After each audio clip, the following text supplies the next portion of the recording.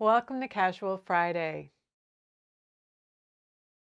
Hi, I'm Roxanne Richardson, and this is my weekly Casual Friday podcast. In this week's podcast, I have Tidbits. I'll give you a tour of Weldon's Practical Needlework Volume 7 from 1892. I have a replica of the earliest knitted stocking found in Europe, and I'll show you what I finished so far for Finish It February. So let's get started. This tidbit came to me from Ria in an email. It's a post on the website Hackaday about a knitting clock. Siren Elise Williamson created a clock that operated as a circular knitting machine that would knit one stitch every half hour for an entire year, which resulted in a tubular scarf that was about 2 meters long. So I'll leave a link down in the show notes so you can take a look at it. There's a little short video on the website that shows the clock in operation, as well as a couple of links within the blog post to other knitting machine related topics that you might find interesting. As you can see from what I'm wearing, or maybe not, because you might not be able to, let me just stand up a little bit. So as you can see from what I'm wearing, I love to knit cables. Many of the sweaters I've designed myself include cables. Over the years, I've knit and often designed several Aran style sweaters, meaning that the sweaters have a large central cable panel flanked with additional cable panels and then some sort of filler stitch at the side. Sometimes I knit them with saddle shoulders, sometimes I don't. I also knit lots of other sweaters with cables that are not in the style of an Aran. I just love cables. I have no Irish ancestry, but Ireland is where I learned to knit.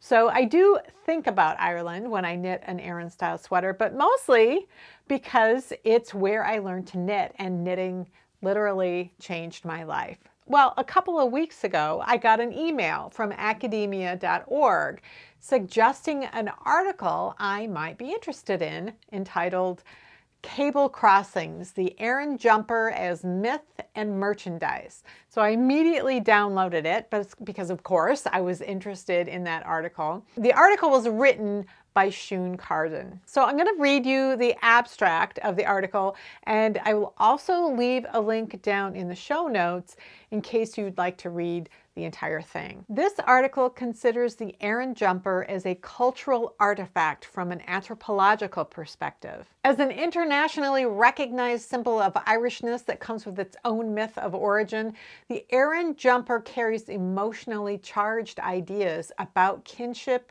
and nativeness.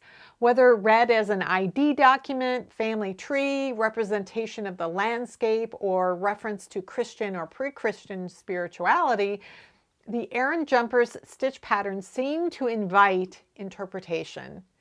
Emerging at a particular period in the relationship between Ireland and America, this garment and the story that accompanies it have been shaped by migration and tourism, but may be understood very differently on either side of the Atlantic. The resilience of the myth of a fisherman lost at sea whose corpse is identifiable only by designs that his relatives have stitched into his clothing is explained in light of its resonance with diasporic narratives and transnational longings. So in the article, she mentions a chapter in Alice Starmore's expanded edition of Aran Sweaters, where Starmore lays out all the evidence and research to dispel once and for all the myth about using sweaters to identify bodies that have washed ashore. But as she points out in the article, it's to no avail. People just love a good story more than they love facts. The myth is a successful marketing tool, and I was familiar with all that, but what I was less familiar with were the associations and connotations that the Aran sweater as a symbol of Irishness has for people in, say, the US, like me, versus people in Ireland. The feelings people in Ireland have about the Aran sweater are far more varied and complex than the feelings we have here in the US. And I was surprised but sometimes those feelings in Ireland are negative. What I appreciate about this article is pointing out how different the feelings about something like a sweater can carry with it, and providing the context to why those feelings might be so different so that they can be understood even if those feelings aren't shared. So when those feelings are connected to your identity, they can be really, really powerful. So again, I will leave a link to the article down below. I thought it was really interesting. This tidbit showed up in my Twitter feed, in my email, and then multiple people also sent me links to this. So it was on the radar of a lot of knitters in the past week. It's an opinion piece called The Revolutionary Power of a Skein of Yarn, which appeared in the New York Times on January 27th. The writer is Peggy Orenstein. She has a book out right now called Unraveling: What I Learned About Life While Shearing Sheep, Dyeing Wool, and Making the World's Ugliest Sweater. So I'll leave two different links down below to the article. One of them is a guest link, which gives anybody access to the article, but it does expire in 2 weeks. I'll leave another link down below that can be used by subscribers or by someone with a temporary subscription. The opinion piece is mostly about how knitting has a history of being used as a form of activism. But she starts the piece with the surprise that so many people have expressed upon hearing that Michelle Obama took up knitting during the pandemic. So many people cling to the stereotype that knitters are grannies, old ladies who are no longer relevant, despite the fact that knitters actually come in all shapes, sizes, ages, and genders. It's sort of doubly dismissive. The surprise over discovering that someone knits who doesn't fit their narrow framework of who a knitter is, but also the fact that even if it was only old ladies, so what? Why is that something to be dismissive about? So it is an interesting opinion piece, and like I said, I will leave links down below. I'll also leave a link to her book. I haven't read it yet. Somebody at Knitting Group brought their copy in the other night and said they were about halfway through and they were really enjoying it. I haven't looked through it at all yet, but if any of you have the book and would like to leave your thoughts on what it's like, I'd love to hear your comments down below. This tidbit came to me by way of a Ravelry direct message from Charlotte. It's a book called Hairnets, Hoods, and Caps, and the book description says this: archaeologist Petra Linscheid introduces the unique collection of historical Egyptian headgear from the Phoebus Foundation. These rare pieces cover more than a 100-year of fashion history. In the Phoebus Focus series, experts and scientists discuss masterpieces from the rich collection of the Phoebus Foundation. In Charlotte's note to me when she sent me the link to this book, she mentioned that she hadn't realized that Sprang objects could be so elaborate.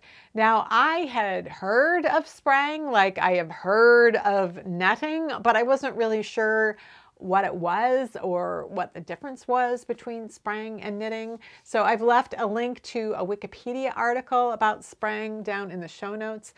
There is a mention on that page that Sprang and netting are often confused not only with each other, but also with knitting, because as we are learning over and over again, museums often don't have textile specialists on staff, and they ignore the textiles in their collection. They're not really of interest to those people.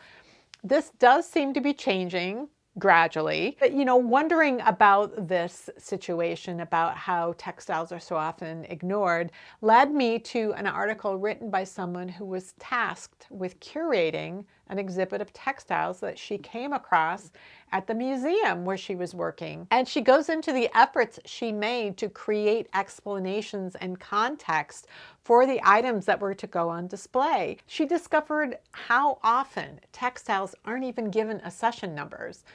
They're given the briefest of descriptions in the record and recorded with little information on who or where they came from. So I'll leave a link to that article down below as well. It has nothing to do with Sprang, but it does give you an idea of what happens after I follow a link and I have a question, and that leads to one more question.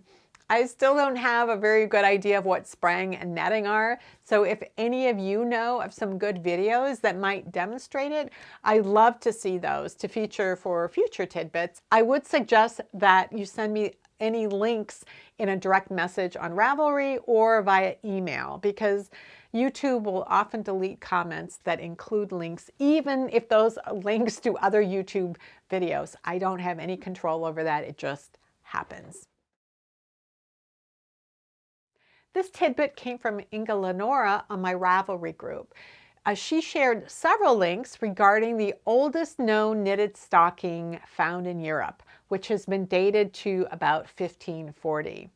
It was found in a canal in Groningen, which is a city north of Amsterdam in the Netherlands. I'll leave a link to the article down in the show notes. The article is in Dutch, but you can have your browser, like if you use Chrome, you can have it automatically translate the text into English or whatever your own language is. The knitting historian that was interviewed for this article and who examined the stocking, reverse engineered it and then knit up samples of it. Her name is Constance Willems, and I'll leave a link to a presentation that she did, which is available to view on Vimeo. It's about a 1 hour long video.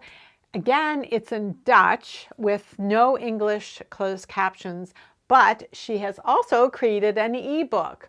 And there is an English version of that is available for purchase and has quite a bit of the information about the stocking within that ebook, along with instructions for knitting the stocking. I bought the ebook and I knit up a stocking because there were so many interesting things about the construction of this stocking. I thought it would be a good stocking to include in my long-term project to look at the evolution of stockings and socks. So I'll talk more about that stocking later in the podcast. In December 2022, I purchased a 12-volume set of WELDON'S Practical Needlework. These are facsimile copies of the first 12 years WELDON'S published its popular series starting in 1886. These facsimile copies were published by Piecework magazine in the early 2000s. Each volume represents one full year of monthly issues, with each issue devoted to a specific needlecraft like knitting, crocheting, edgings, patchwork, macrame, tatting, embroidery, etc. Each week, I've been giving you a tour of one of the volumes. Piecework no longer sells these facsimile copies, but they do sell digital copies of the knitting and crocheting issues on their website. So let's go to the overhead and explore what volume 7 has for us. The issues in this volume were originally published in 1892. So in this volume of WELDON'S Practical Needlework, we see that there was one issue, the first series on a craft called crinkled paperwork, the first series of knickknacks, the second series of ivory embroidery, and then we have knitting. We've got 3 series, meaning 3 issues that year in 1892 that were devoted strictly to knitting, the 19th, the 20th, and the 21st. In this year, there were also the 15th, 16th, and 17th series or issues of crochet, the first series of church embroidery, the 5th of Montmalic embroidery, and the first series of Japanese curtain work. So let's go take a look at the knitting. Long Thread Media, who owns Piecework and printed these facsimile copies back in the early 2000s, they continue to sell digitized versions of Weldon's Practical Knitter and Crochet. So they will group together certain sequential series of Practical Knitter or Crochet. So if you see something in here that you like from this issue, it would be the 19th, 20th, or 21st series, and those are likely to be grouped together on the Long Thread Media website. So this is how to knit useful articles for ladies, gents, and children. We've got a baby's turban hat, which is quite fancy. And we've got a hexagon, they call it a sexagon for a quilt, a lady's jacket knitted in basket pattern. So this is more like a cardigan. We've seen a few gentlemen's cardigans previously in the 90 and 91. Most of the upper body knitted garments tend to be undergarments, but this, because of all the buttons, makes me think this is something that might be worn. Oh, well, it says here's a close-fitting, comfortable jacket to wear under or over a dress body. So these are sleeping socks, and they're worked in double knitting. I read through the instructions on these, and they're kind of interesting. So you're working flat, so there will be a seam up the back. So you have ribbing first, and then you switch to double knitting, which is like two-sided stockinette fabric. And so you knit that until you get down to where the heel is going to start. And then you are going to work, the heel is half of it's on one side of the seam and half of it's on the other. So you're only knitting half of the heel at a time. So they have you doing the double knitting, and then I believe it switches to a garter stitch along the bottom, using that same shaped common heel that we've seen quite a bit of recently. And then you go back and you knit the other half of the heel. So the stitches that were left up here while you were working the heel, for the instep, you work down to the toe, you work the toe with some, looks like some short rows to go around, and then you come back up to here, and then there are some increases added here to help shape the gusset so it can go along the side. So you have seams along the side, you have a seam here, you have a seam connecting the bottom of the heel here and back up, which is why this is a sleeping sock, not one you're going to walk around in. So we have a lot of things like a baby's vest or chest protector, a lady's ribbed vest shaped to the figure. So this is like an underwear type of thing. Really nice, huge quilt square. We've got some more child's petticoats, so more under things again. And then here we've got a baby's glove in brioche. And this is what they're calling an emigrant's vest. And they describe it as being fashioned from a long strip of plain knitting, so that's garter stitch, and they're showing this in progress here, which when properly joined with sufficient space left for armholes will assume on the figure the shape of a zouave, as shown in the engraving. A zouave jacket was a type of jacket that was really popular in the mid-19th century, and apparently it made kind of a comeback at the end of the 19th century. So if you can see here, there's a seam right along here, and that's where you would be joining your cast-on edge to your bind-off edge. And so the strip would then be looped around, and one of the vertical edges on one half of this would be sewn to the vertical edges down here, but you would have a loop at either end that forms these little sleeves, which is kind of an interesting way of, you could basically make a scarf and turn it into a little like bolero jacket type of thing. Little slippers for kiddos and little jackets and little hoods for kids, lots of things for little kids in these books. A lady's bedroom slipper and a vest for, meaning an undershirt for a young lady. How to knit petticoats, socks, caps, stockings, shoes, counterpanes, etc. So ladies' petticoat, a lady's vest, again, a lot of this is underwear. This is a design for petticoats, vests, scarves, and other purposes. And you see a really nice little pattern for a quilt here, very intricate. More underwear, and they're calling these overalls for a young child. That's not something in the US that we would call an overall, but I guess they do there. Then there's a plaid sock. This is knitted in Tarsha, so it's knit flat. Again, there's a seam up the back. More baby items. I do think this little honeycomb boot is very cute. Another petticoat. And another stocking with a turnover right here that they're calling plated knitting, which to me looks like entrelac when I look at it up close. So this series of Practical Knitter says how to knit fishermen's garments, mittens, gloves, children's things, jackets, undervests, kneecaps, etc. And there are a couple of things in this particular series I found very interesting. And the first two were these. So these are fishermen's ganzies. What is interesting about this, I was surprised to see a printed pattern for this in the 19th century, because this was the type of garment that was typically taught mother to daughter type of thing in the fishing communities. And it surprised me that it would be published in Weldon's Practical Knitter. But they have information here about these garments. And they say, a woolen Guernsey frock as worn by deep sea fishermen.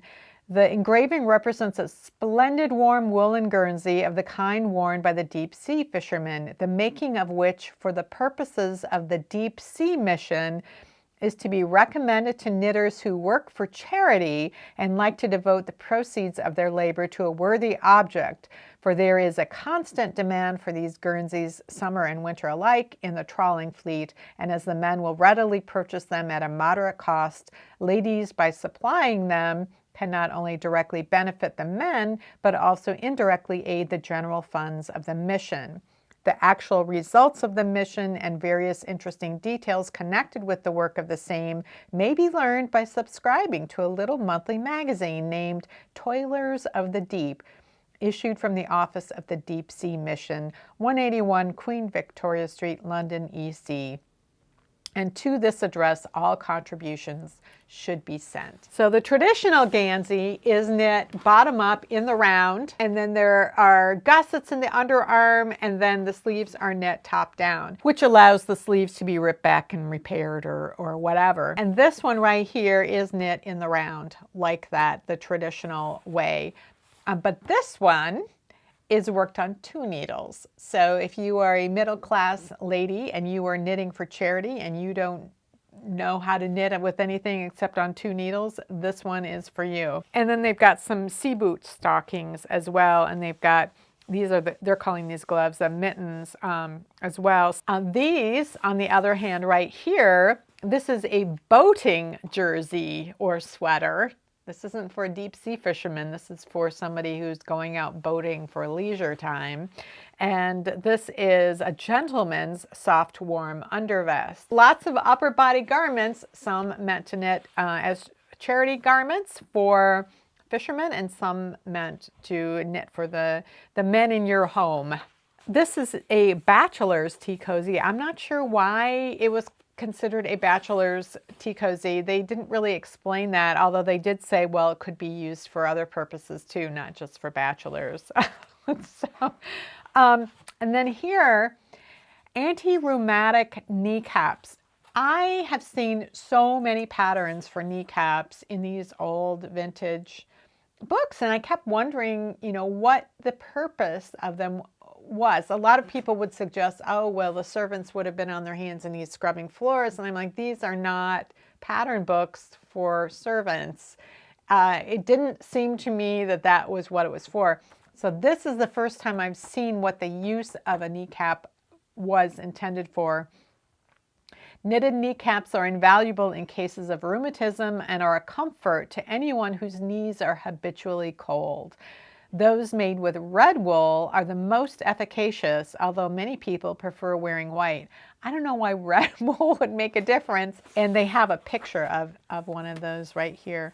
So a lot of times they are knit with short rows to create the bend for the knee, and sometimes they are knit with a different way of doing short rows, which is to work decreases first in order to shape, and then to work by working back and forth, picking up stitches as you go back and forth. Both of those essentially are short rows, but they're just different methods of doing it.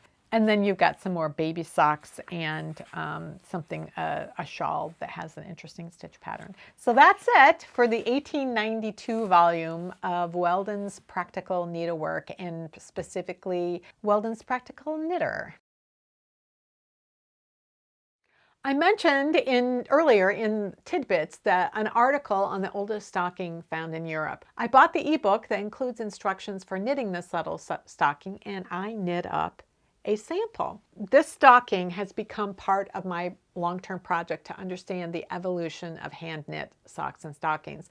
So let's go to the overhead and I'll show you the stocking up close, and I'll tell you some of what I learned during the process of knitting the stocking and doing research on some of the elements that are contained within it. So this is my little replica stocking. I put some leftover sock yarn throughout this so you could kind of see what it actually looks like, this little kind of boot look or stocking for an infant. The pattern calls for using 2 strands of Lopi einband. So this is a lace weight single yarn. So it's not plied at all, it's just a single, and it's very thin. And the pattern was calling for 2 strands of it. And this is kind of a scratchy, stiff yarn, and the reason she called for this is because that was the kind of yarn that was used in the original stocking, was kind of stiff and scratchy. What I think is really interesting about reading the descriptions of the stockings that are held in museums, where they really analyze how they're constructed, is how often they're saying that 2 strands of singles were held together, that they weren't using a 2-ply yarn. And I kept seeing this over and over. Occasionally they'll say, oh, there was a 2-ply yarn held together with a single. I was thinking about it and I thought, well, this is an era where people were spinning their own yarn. You weren't going down to the shop and buying a couple of skeins of yarn in order to make something. You were spinning your own yarn, and you had to start with singles. And if you were going to need something that was the width of of 2 plies, you could just use 2 different balls of yarn. You didn't have to have it plied together first. Well, then I started coming across pictures. I found a picture of an engraving done by a famous Italian painter. He did drawings of all the street craftspeople in his hometown, which was Bologna, Italy. And so all of the craft skills street people. And one of them was for a hosier or a stocking maker. And you can see that the guy has a couple of pairs of stockings hanging over his shoulder. And on his hip, there's a board that has 2 spools or 2 bobbins of yarn attached to it. So he's knitting from both of those bobbins. So you could just take your bobbin from your spinning wheel and attach it. You wouldn't need to, you have another bobbin that you then plied those 2 together onto a bigger bobbin. You just take the 2 smaller bobbins with you that has the yarn that you need. So then I started looking at some of those paintings of the knitting Madonnas that were painted in like the 14th century, which is how we know that knitting had made it to Germany and Italy by that time period, because they're showing Mary knitting something in the round on double-pointed needles, probably a little undershirt or something. You can see that there's like a round board with spools of different colored yarns, and then there's another painting that shows like 3 spools kind of more in the foreground. It's a little harder to tell that that's what you're seeing unless you know it's there, at least for me. And then I saw a painting that showed, it wasn't a knitting Madonna, it was some other lady, but she was knitting a stocking. And if you look at the way that stocking is hanging from the needles, you'll see that it is being knit toe up. And that is very interesting because this little stocking is knit toe up. I found that to be really interesting. It has a lot in common with the stocking that I knit a few weeks ago from the Typical Tutor book. So this is, you know, a stocking that's based on one in the Museum of London, I think, from later in the 16th century. So later than this, but not that much later. And it has the same kind of heel. It's this kind of trapezoidal shape.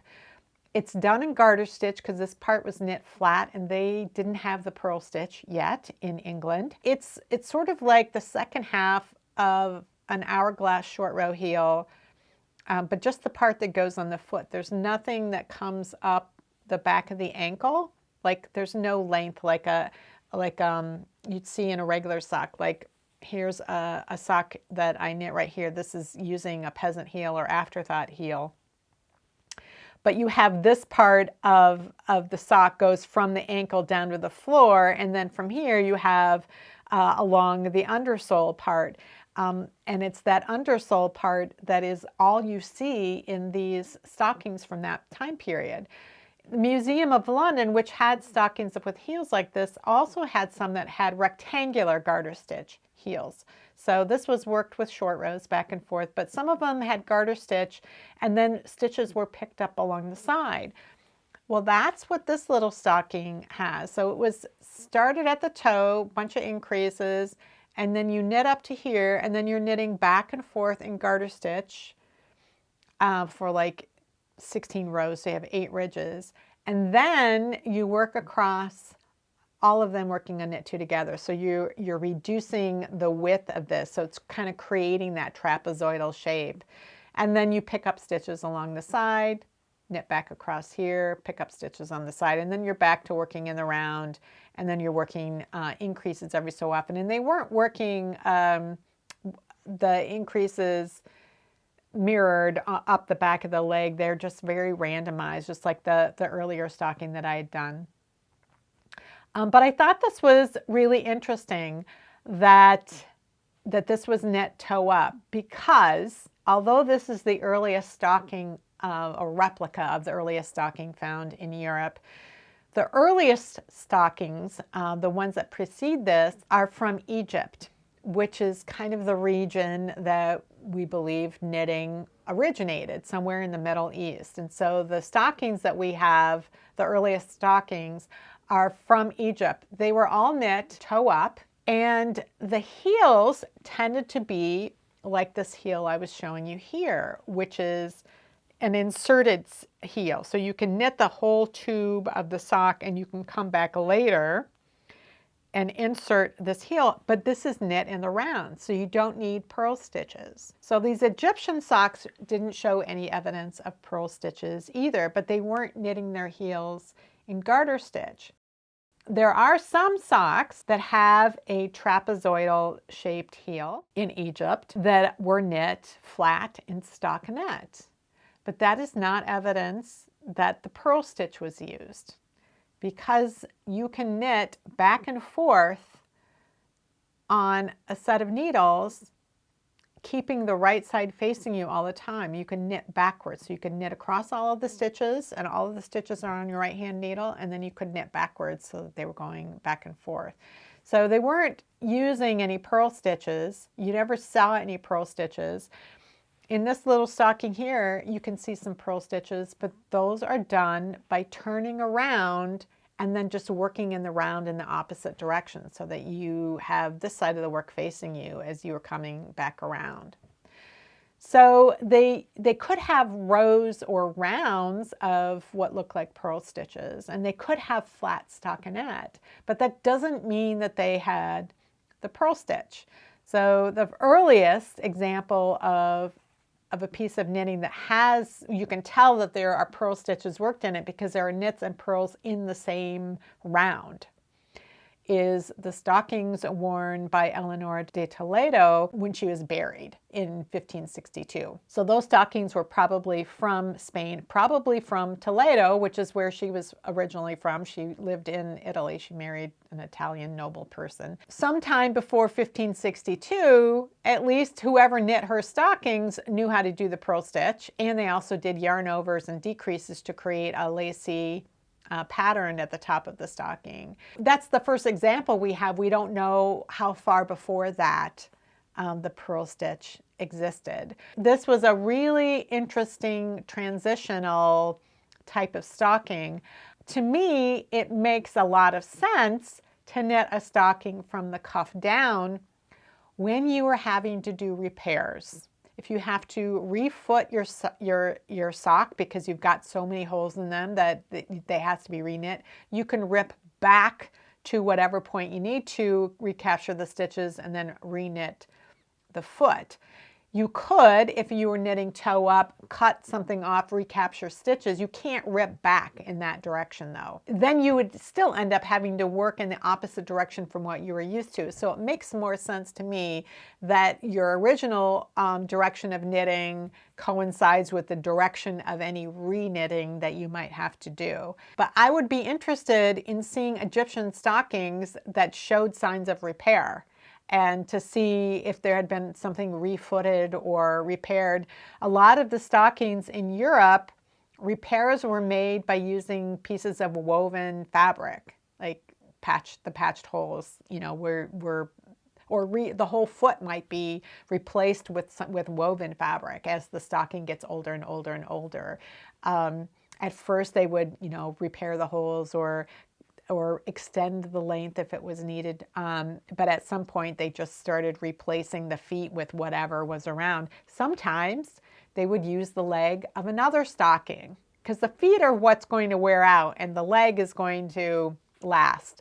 So sometimes they would use the leg of another stocking and turn it into the foot of a sock and graft it somehow, attach it to that. So those kinds of repairs, I think, as an experienced sock knitter, would be easier if the original direction was this way. But I do wonder how the Egyptians handled that.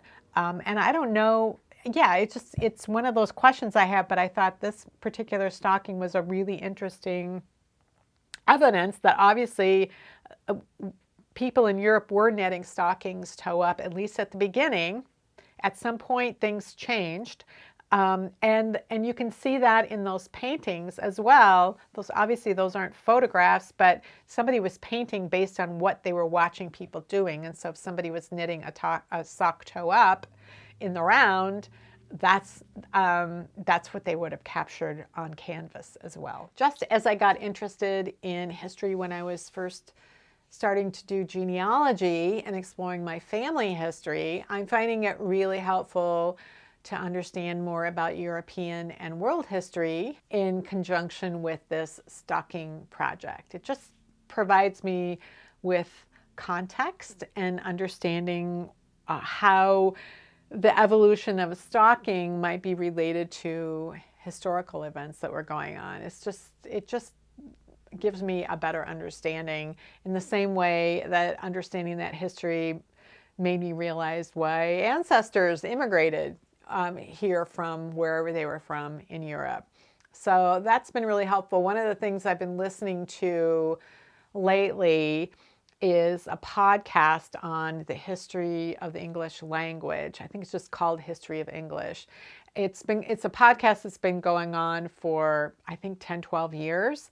He produces one episode per month. And he started out with the Proto-Indo-European languages. And so I was listening to that last summer, and then I kind of wandered off for a while. And I came back to it, looking for something to listen to in the past week or so, and saw that in my podcast subscription. And I noticed that the time period he's been covering for the past year is this sort of 15th, 16th century time period of the stockings that I'm currently knitting. And so it's been really fun to listen and kind of immerse myself in that world and understanding what was going on at the time where these stockings were actually being knit. So that's been fun for me. It is Finish It February, the time to pull out all your UFOs, your unfinished objects, and make decisions about their future. Do you like it? Do you want to knit it? do you actually want the finished item? These are all questions you can ask yourself as you pull all of these UFOs out. If you are new to Finish It February and want to learn more about how it works or how to get started on it, the first 4 or 5 episodes of Casual Friday Season 5, which was last year, have segments that deal with a different aspect of Finish It February in each week, like how to get started sorting through your UFOs, how to make those decisions, how to prioritize them, all of that kind of thing. So if you go to the Casual Friday playlist, which is always linked at the end of every episode of Casual Friday, or I will put a link down below as well. You just scroll through the playlist until you get to the beginning of Season 5, and then you can go through those episodes. So I had a few things that I wanted to do myself for Finish It February. I was telling you about last week, but the very first thing that I needed to do was to clean up my office, because one of the things I wanted to finish had disappeared. I could not find it anywhere. And aside from just needing to do some decluttering and cleaning once in a while, you do have to do that. I find it just a useful thing to do right before starting Finish It February, because I pull out not only my UFOs, but I also take a look at my yarn stash and see if there are things I want to get rid of out of there. I look at my books in my library. Are there things that are just taking up room and that I'd like to get rid of? I go through all of that, and I kind of I just think about, well, who am I as a knitter today? I might be different than I was 5 years ago. I certainly am different than I was 35 years ago. And so I don't need to keep everything that has accumulated in that time frame. So that I find really helpful. Just start with a clean office, get myself kind of reorganized, figure out what is and isn't working in order to keep track of projects and keep on top of them. So over the years, because I have been doing this, bringing all my UFOs out every year, my UFO pile really has kind of basically vanished. And so all that accumulates is whatever I have from the past year, then is all I have to go through. Besides getting my office cleaned up and organized, I did get the first project completed on my list, which was a hat that I knit for my husband. He had picked out the yarn when we were in the Netherlands visiting our daughter back in October, and he also picked out the pattern that he wanted me to knit using that yarn. His birthday is next week, so I wanted this to be the very first project to complete for February so that I'd have it for his birthday.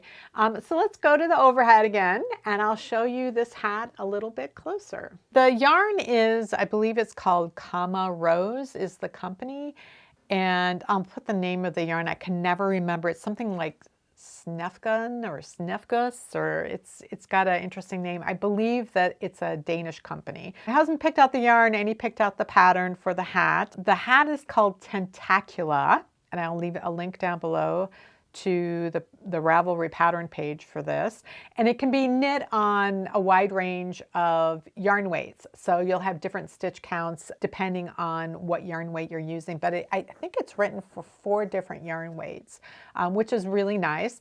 And it's also written so that these stranded parts, you could use a contrast color for these stranded parts here, which would really make it pop. So the yarn, this yarn that I use the type of yarn is called a blown yarn. So this is a blown yarn, and what a blown yarn is, I don't know if you can see that there's kind of a white colored tube that looks kind of like a chainette. So there's like a tube of knitting that is made in white yarn, cotton yarn typically, although the higher end blown yarns will make that tube with silk. So then into the tube are blown fluffy fibers. So those fibers are blown inside. Often it's something very soft like merino or alpaca is oftentimes used, but these come in synthetic versions as well. And so some of those little fibers kind of poke out of the the chain of the tube that's holding it. So this mitt right here was made with a blown yarn, and so it's really obvious that the chain is the chain tube is in white, and then you see the kind of blue yarn poking out of it. But I have knit some of the luxury versions that use a silk tube, and it was dyed to match the other fibers, so it doesn't have to be this way. So sometimes there's quite a bit of contrast between the tube and the fibers. In this hat that I made here, the yarn is a light gray, and so there isn't as sharp a difference between the gray of the fibers and the white of the cotton tube. So this was a fun hat to knit. I will say that this particular yarn, because of the fuzziness, it's a little bit sticky. And so I had to really be careful when I was doing the technique that creates these long strands, because the yarn wanted to stick. And I had to make sure that I was controlling my tension correctly so that I didn't end up pulling things too tightly. So it took a little practice, and then I did watch the video that she linked to in her pattern to make sure to pick up any tips that I might be able to find from somebody who is experienced at doing this, rather than just trying to figure it out on my own through trial and error. So that I felt was very helpful to use that video reference point too. So it was a fun knit. I thought it was really well constructed, and I like the way that the crown was decreased to create kind of this flower petal look at the very top as well. Well, that's it for this week's Casual Friday. If you have any comments or questions about today's video, or suggestions for videos you'd like to see in the future, you can leave those down in the comments below, or join the discussion in my Ravelry group, Rocks. Thanks for watching, and I'll see you next week.